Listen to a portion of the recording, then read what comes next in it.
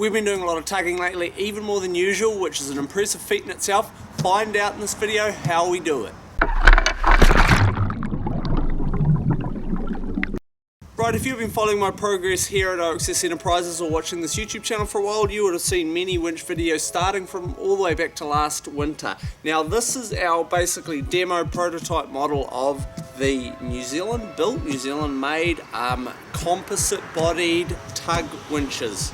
Now we started this back last winter, went with a sort of more traditional metal frame. I wanted to go something a little bit different, something made in-house. I of course make these frames something that's going to be rust-proof, light, and then of course was composite materials. The framing and all the body on this one here is marine plywood with fiberglass shell, so it's very light, or should I say very light for a winch. Incredibly durable, very easy to fix if anything does happen to it, which shouldn't, but if anything does, very simple to fix. Of course rust proof, and looks great. I prefer the look of something like this. I prefer the look of any composite bodied thing. Very easy to change colour, anything like that. Right, we'll get into the details of the motor. The motor here is by standard a 6.5 horsepower, basically just a Honda knockoff like you see everywhere.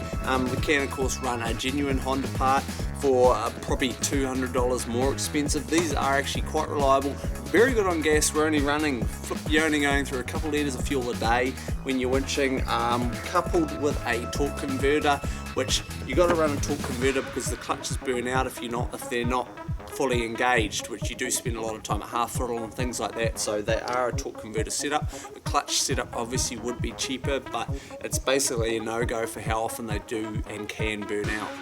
A few more details on the body. This was a composite build and this was the very first framing done. So these side plates here, these won't be seen on the production models. The bolts will, because of course we still need the bolts to actually hold the drum in place, but we're going to see some changes to the covers, some probably slight changing to the actual frame, because like I said, this was the very first go, but it turned out very light for a winch body, incredibly durable, and of course we do have the ability to customize the colors.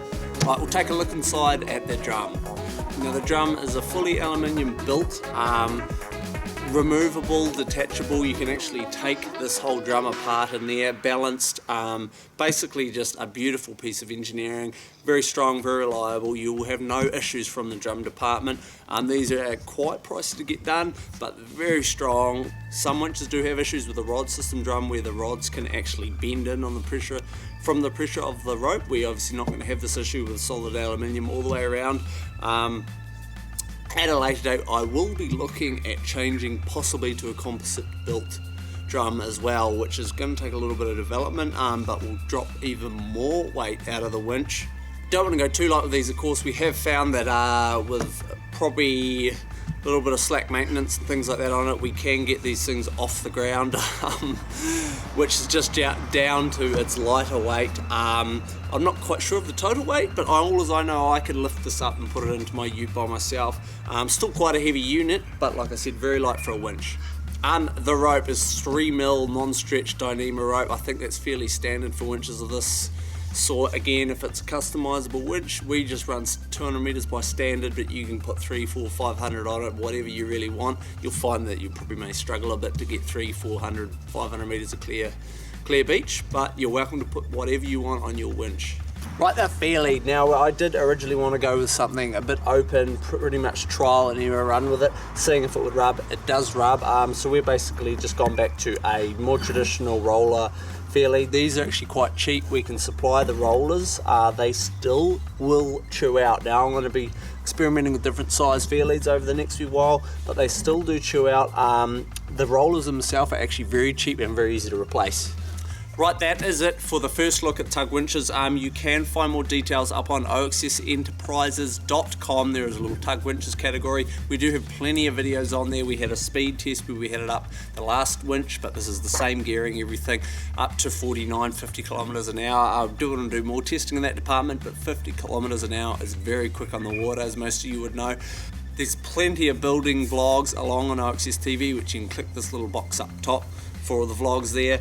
Stay tuned as always, we will be dropping more videos and content on this channel, as well as of course on iAccess TV. You can find our winching massacre from Great Barrier Island up on this main channel as well. They will be retailing at $29.50 delivered nationwide in New Zealand for a custom built winch. You can pick your colours. They do not have to be green, they do not have to be black. They will be basically custom made to your order. You can run bigger motors, longer rope, whatever it is. You are the customer, so you're welcome to make the changes as you see fit. I'm Sam Price. I will see you at the beach.